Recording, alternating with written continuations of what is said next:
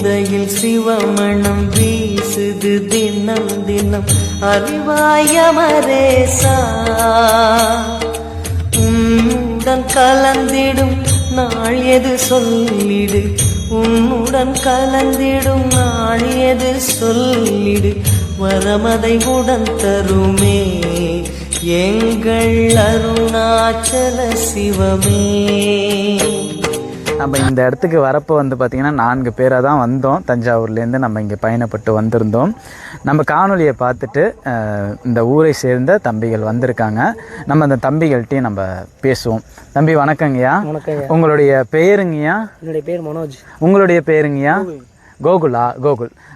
இந்த சுவாமியை நீங்கள் எத்தனை ஆண்டுகளாக பார்த்துட்டு இருக்கீங்க? இந்த சுவாமி நாங்கள் சின்ன பிள்ளைலேருந்து பார்த்துட்டு. சின்ன பிள்ளையிலேருந்து பார்த்துட்டு. உங்களுக்கு என்ன வயதாகுது? எனக்கு வயசு 17 தொடங்க போகுது. சரி சரி சரி சரி 17 வயதாகுது.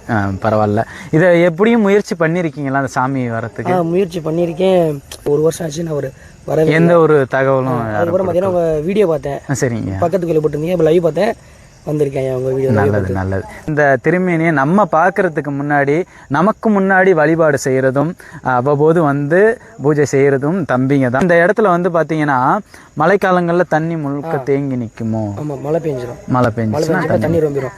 அதனால சாமி ஃபுல்லா மறைஞ்சிரும். சாமியே ஃபுல்லா மறைஞ்சிரும். தண்ணிக்குள்ளதான் இருக்கும். இது காட்டுக்குள்ள ஒரு ஏரி கரையில தான் இருக்கு. நம்ம திருச்சிராப்பள்ளி மாவட்டம் அழுந்தூர் கிராமத்துல வரகுணேஸ்வரர், வரகுண பாண்டிய மன்னனால் கட்டப்பட்ட வரகுணேஸ்வரர் கோயிலை வந்து நம்ம ஒரு 4 மாதங்களுக்கு முன்பு காணொலி பதிவு செஞ்சிருந்தோம். அதுக்கப்புறம் இந்திய தொல்லியல் துறையை மற்றும் இந்து சமய அறநிலையத்துறையால அந்த கோயில் பாலாலயம் செய்யப்பட்டு இன்னைக்கு திருப்பணி வேலைகள் நடந்துட்டு இருக்கு. கடந்த ஒரு 3 நாட்களுக்கு முன்பு வந்து பாத்தீங்கன்னா அந்த கோயிலுக்கு நம்ம பார்வையிட வந்திருந்தோம்.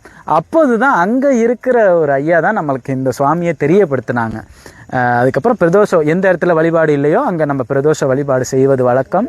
அப்போ நம்ம காணொலி பார்த்து தம்பிங்க வந்திருந்தாங்க. ஒரு வருடமாக முயற்சி செஞ்சுருக்காங்க.